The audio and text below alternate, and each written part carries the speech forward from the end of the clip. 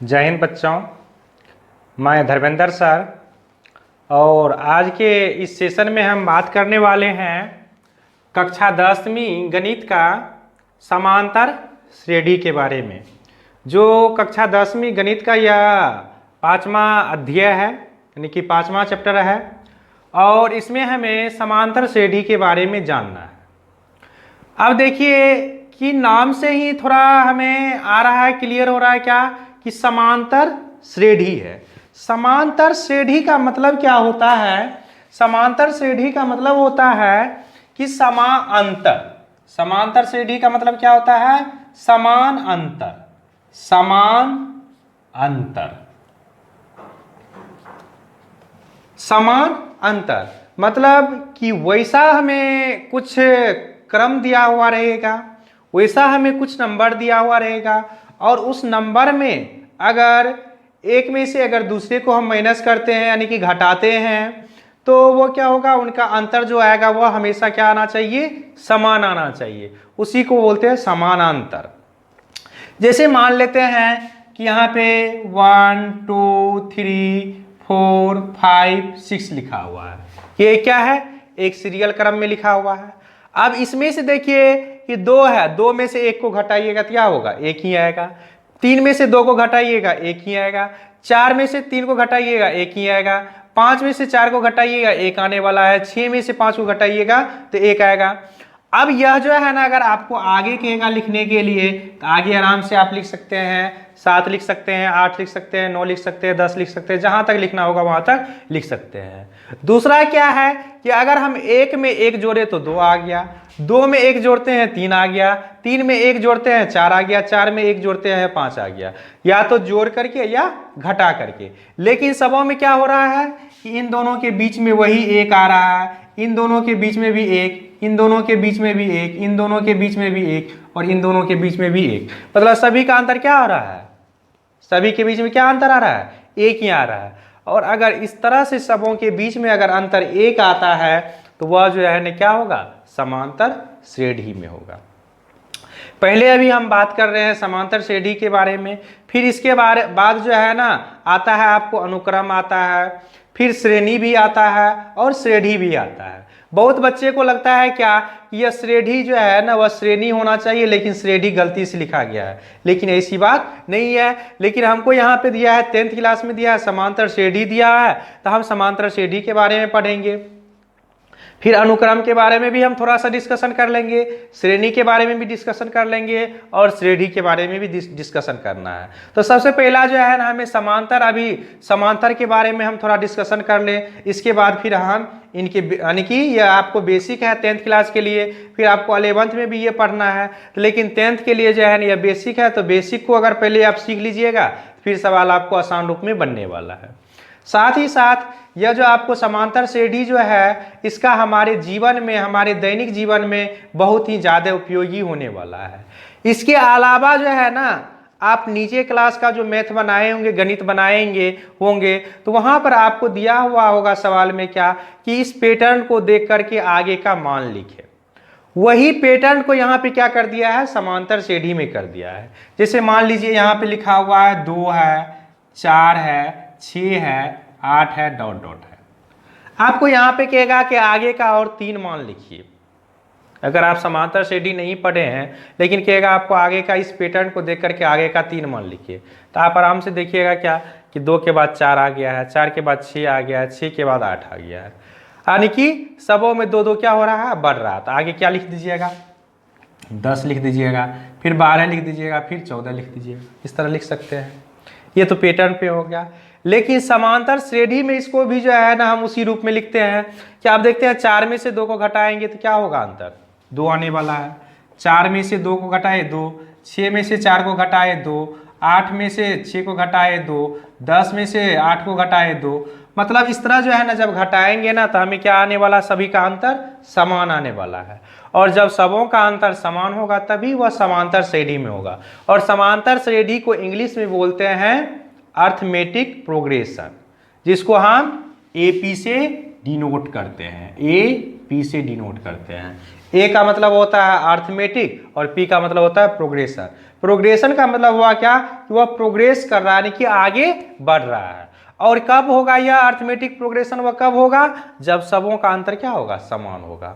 अब इसका डिफिनेशन कैसे हम याद रखेंगे, तो डिफिनेशन इसका यही होता है क्या कि जो भी हमें नंबर क्रम में दिया हुआ है तो दूसरे में से पहले वाले को, तीसरे में से दूसरे वाले को, चौथे में से जो है ना तीसरे वाले मान को अगर घटाने के बाद सभी मान अगर हमें एक जैसा मिल रहा है, समान मिल रहा है, तो वह समांतर श्रेणी में होगा, यानी कि एपी में होगा। यहाँ तक बात क्लियर है, यहाँ तक तो कोई दिक्कत नहीं होने वाला है। उसके बाद अब हम चलिए देखते हैं क्या कि अनुक्रम के बारे में देख लेते हैं। अनुक्रम, उसके बाद श्रेणी और उसके बाद फिर श्रेणी। अब यह अनुक्रम क्या है, श्रेणी क्या है और श्रेणी क्या है, इसके बारे में हम थोड़ा चर्चा कर लेते हैं।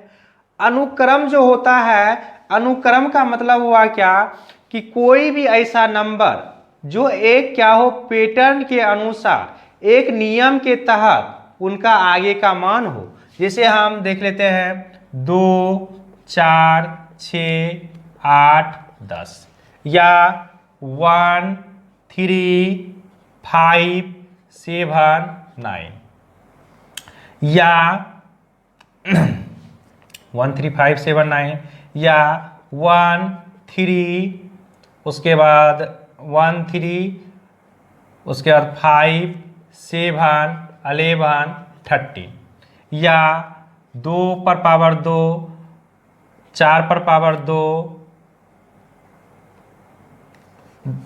इससे 1 का स्क्वायर, 2 का स्क्वायर, 3 का स्क्वायर, 4 का स्क्वायर, 5 का स्क्वायर या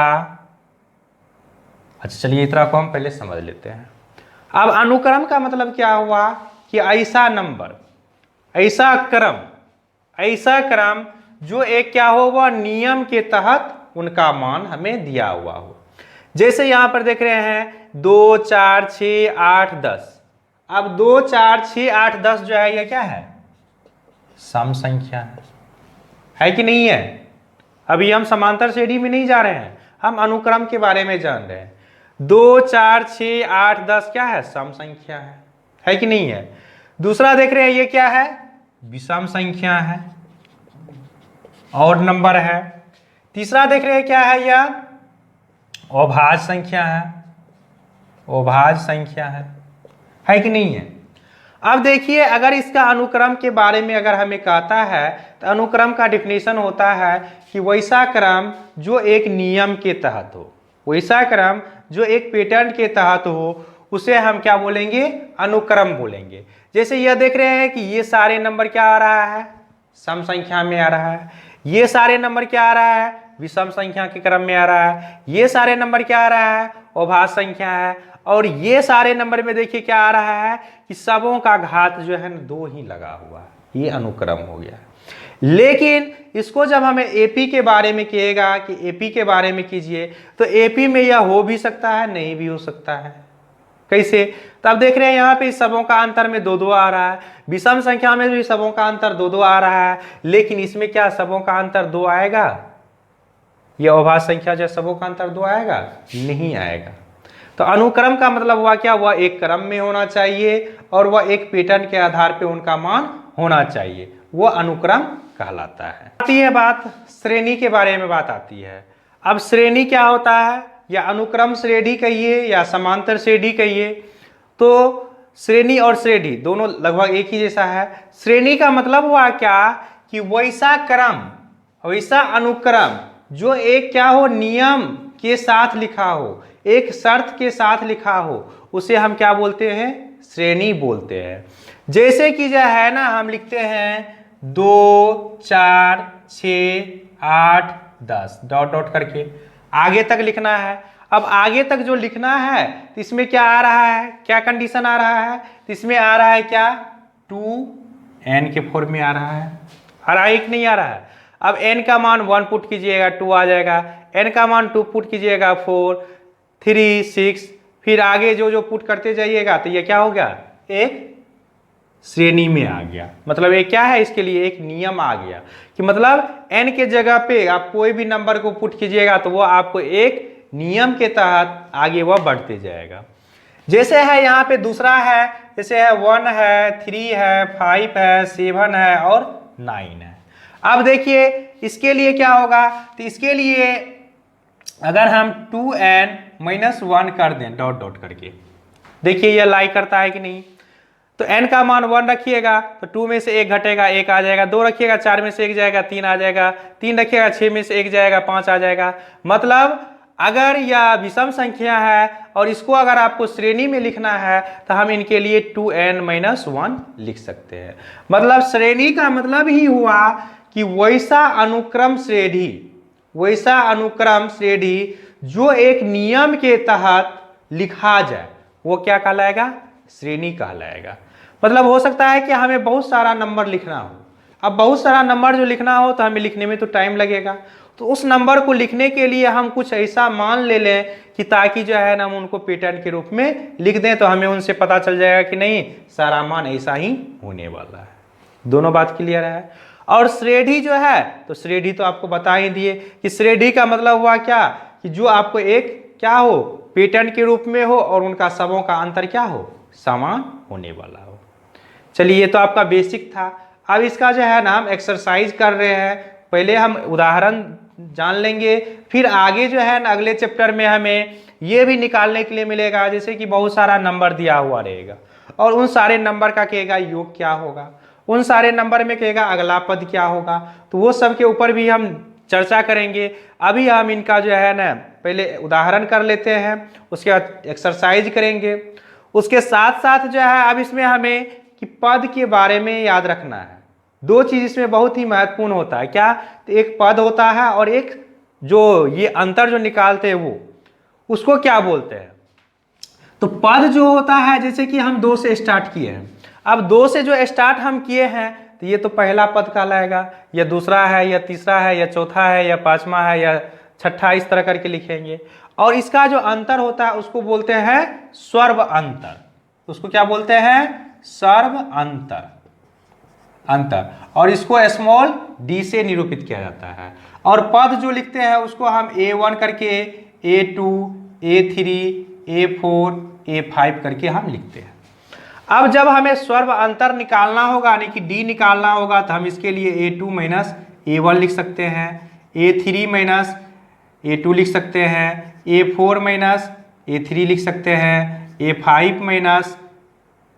A5-A4 लिख सकते हैं। आगे इसी तरह हमें मान निकालना है। अगर हमें दिया हुआ रहेगा इस तरह का नंबर दिया हुआ रहेगा और उस नंबर को कहेगा कि बताइए इसमें से यह समांतर श्रेणी में है कि नहीं है, तो उसके लिए सबों को जो है ना A1, A2, A3 करके मान लीजिए, पहला पद, दूसरा पद, तीसरा पद मान लीजिए और उसमें क्या कीजिए, D निकाल दीजिए, मतलब सर्व अंतर निकाल दीजिए। सिंपल रूप में सर्व अंतर निकाल दीजिए और अगर सबों का अंतर अगर एक जैसा आ रहा है तो लिख देना है यह समांतर श्रेणी में है। अगर सबों का अंतर एक जैसा नहीं आ रहा है तो लिख देना यह समांतर श्रेणी में नहीं है।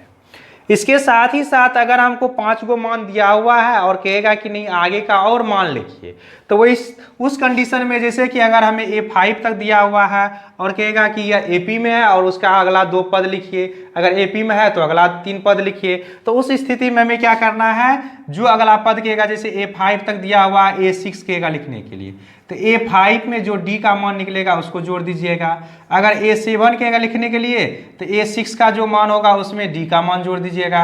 A8 कहेगा लिखने के लिए तो A7 में जो D का मान होगा वो ऐड करते जाइएगा, तो आगे का मान आपको मिलता चला जाएगा। चलिए अब हम एग्जाम्पल करेंगे तो उससे और आपको क्लियर होने वाला है। चलिए आपका उदाहरण नंबर 1 है, यानी कि समांतर श्रेणी का यह पहला क्वेश्चन है। अब इसमें देखिए क्या कह रहा है कि AP इतना इतना के प्रथम पद A और सर्व अंतर D लिखना है। मतलब ये जो सवाल जो दिया गया है ये हमें कह रहा है कि AP में है और प्रथम पद को क्या कर रहा है, A मान लीजिए। अगर प्रथम पद अगर नहीं रहता है, A यहाँ पे नहीं रहता तो हम A1 से भी स्टार्ट कर सकते थे, या अगर यहाँ पे हमको दिया हुआ है तो इसका प्रथम पद, तो प्रथम पद क्या होगा, शुरू वाला ही होगा, तो हल में। तो अब देखते हैं यहाँ पे प्रथम पद क्या आ रहा है, तो A आ रहा है। A बराबर क्या दिया हुआ है, 3/2, क्योंकि जब भी हम शुरू करेंगे तो इधर से हम शुरू करेंगे। तो प्रथम क्या पद क्या हो जाएगा, 3/2 हो जाएगा। यह आ गया आपका प्रथम पद आ गया।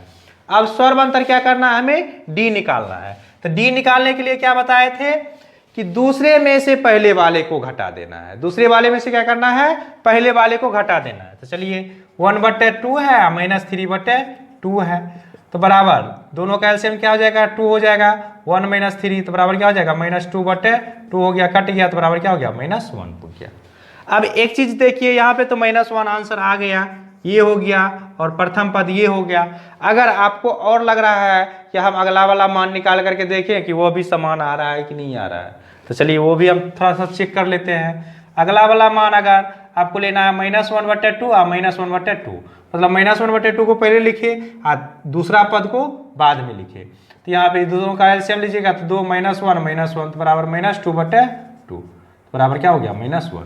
यानी कि जब आपको समांतर से डी में सवाल दिया हुआ रहेगा और उसको जब आप स्वर्व अंतर यानी कि डी निकालिएगा तो वो हमेशा क्या होगा, बराबर होगा। चलिए अब इसका नेक्स्ट क्वेश्चन देख लेते हैं। चलिए आपका उदाहरण नंबर 2 है और इसमें कह रहा है क्वेश्चन क्या कि संख्याओं की निम्नलिखित सूचियों में से कौन कौन एपी में है। यदि इनमें से कोई एपी है तो उसके अगले 2 पद लिखना है। मतलब ये जो सवाल हमको दिया हुआ है, ये जो सवाल हमको दिया हुआ है, इसको सबसे पहले जांच करना है। क्या जांच करना है कि इनमें से कौन कौन सब सवाल एपी में है। अगर एपी में अगर वह है, मतलब अर्थमेटिक प्रोग्रेशन यानी कि समांतर श्रेणी में अगर वह है तो उसका 2 मान और आगे लिख देना है। अगर वह एपी में नहीं है तो उसको वहीं पे स्टॉप कर देना है। अब उसको देखने के लिए क्या करना होगा, तो सबों का हमें स्वर्व अंतर निकालना होगा। अगर स्वर्व अंतर समान आ रहा है इसका मतलब क्या है, एपी में है। और सर्वांतर जब हम निकालेंगे तो उसके बाद फिर अगर वह एपी में है तो फिर हम उनका अगला पद निकाल देंगे। अगर सर्वांतर समान नहीं आ रहा है तो लिख देंगे एपी में नहीं है। चलिए अब हम हल करते हैं। तो पहला क्वेश्चन लीजिए, यहाँ पे क्या दिया है, 4, 10, 16, 22। इसको हम मान लेते हैं A1 बराबर 4, A2 बराबर 10, A3 बराबर 16 और A4 बराबर 22। अब देखिए क्या होगा कि स्वर्वांतर जो निकालेंगे, डी जो निकालेंगे, तो डी बराबर क्या लिखिएगा, A2 - A1 करके देख लेते हैं। A2 का मान क्या है, 10 - 4 बराबर क्या हो जाएगा, 6। फिर A3 - A2, A3 का मान कितना है, 16 - A2 का मान क्या है, 10 बराबर 6। उसके बाद A4 - A3 बराबर 22 - 16 बराबर 6। अब देख रहे हैं क्या सबों का अंतर क्या आ रहा है, समान आ रहा है। तो लिख दीजिए यहाँ पे अतः यह एपी में है। क्यों है यह, तो क्योंकि इनका सर्व अंतर डी का मान समान है, समान है। और जब कह रहा है कि जब यह सर्वांतर यानी कि इनका डी का मान समान है, अगर यह एपी में है तो फिर इनका अगला मान क्या लिखना है, अगला मान लिखना है। तो अगला मान क्या हो जाएगा, A5 लिखना है। तो A5 बराबर क्या लिखिएगा, A4 जोड़ डी। तो A4 का मान कितना है, 22 प्लस डी का मान कितना है, 6। तो 22 को क्या हो जाएगा, 28 हो जाएगा। फिर अगला मान A6 लिखना है। तो A5 प्लस डी, तो 28 प्लस 6 बराबर कितना हो जाएगा, 8 6 14 का 4 2 1 3 34। 2 ही मान करा था लिखने के लिए, 2 ठो मान लिख दिए। कोई दिक्कत इसमें नहीं होगा, बहुत ही आसान रूप में बन जाएगा। चलिए दूसरा नंबर का देख लेते हैं। 2 नंबर में 1 -1 -3 -5 डॉट डॉट करके दिया हुआ है। इसका चेक कर लेते हैं। यहाँ पर A1 बराबर क्या होगा, 1, A2 बराबर क्या हो जाएगा, -1, A3 बराबर क्या हो जाएगा, -3 और A4 बराबर क्या हो जाएगा, -5। ये मानना जरूरी है क्योंकि जब नहीं मानिएगा तो फिर निकालने में आपको दिक्कत होगा। अगर आप ज़्यादा समझ गए हैं तो डायरेक्ट भी आप निकाल सकते हैं, लेकिन अभी यह स्टार्टिंग में है, स्टार्टिंग पीरियड में है, तो इस टाइम जो है ना आपको बेसिक से जो है ना नीचे से समझना होगा। जब नीचे से आप समझिएगा तभी जा करके फिर आप को किसी भी टाइप का सवाल रहेगा आप आराम से बना लीजिएगा। चलिए जांच कर लेते हैं। तो d बराबर a2 माइनस a1, तो a2 का मान कितना है -1 और यहाँ पे -1 तो -2 हो गया। फिर a3 माइनस a2, a3 का मान क्या है -3 माइनस, और यहाँ पे a2 का मान भी क्या है माइनस में ही है, तो -3 या +1 बराबर क्या हो गया -2। फिर है a4 माइनस a3 हो जाएगा, a4 का मान क्या है -5 माइनस गुना, और a3 का मान क्या है -3 है, तो बराबर -5 माइनस माइनस +3 बराबर -2।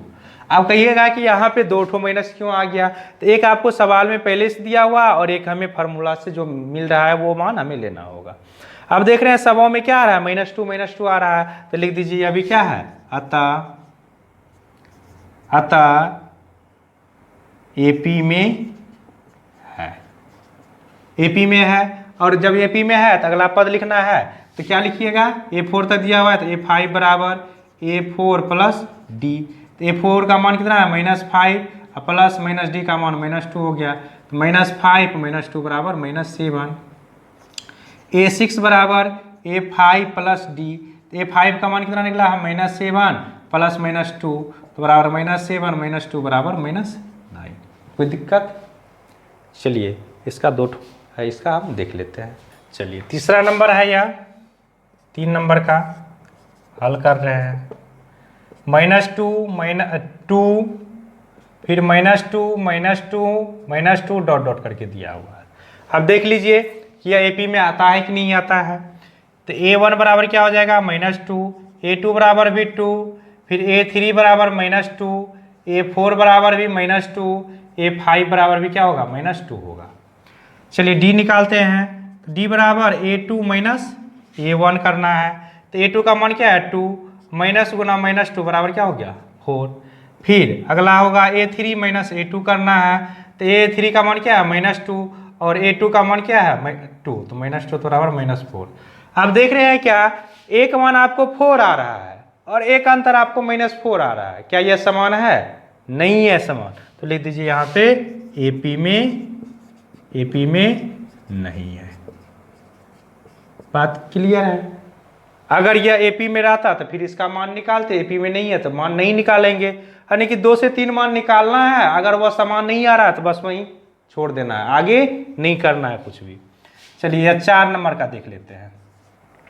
यहाँ पर a1 बराबर v1, a2 बराबर v1, a3 बराबर v1, फिर है a4 बराबर 2 है, a5 बराबर भी 2 है, a6 बराबर भी क्या है 2 है, a7 बराबर क्या है 3 है, a8 बराबर भी क्या है 3 है। इसी तरह बहुत सारा मान इसका दिया हुआ है, डॉट डॉट दिया है तो बहुत सारा मान भी हो सकता है, लेकिन हमें सिर्फ तो जांच करना है। तो चलिए हम कर लेते हैं। तो d बराबर a2 माइनस a1 कर लेते हैं, तो 1 माइनस 1 बराबर क्या हो गया 0 हो गया। अब देख रहे हैं यहाँ पर भी 1 है, इसको भी करेंगे तो 0 ही आएगा, तो हम आगे वाला मान ले लेते हैं।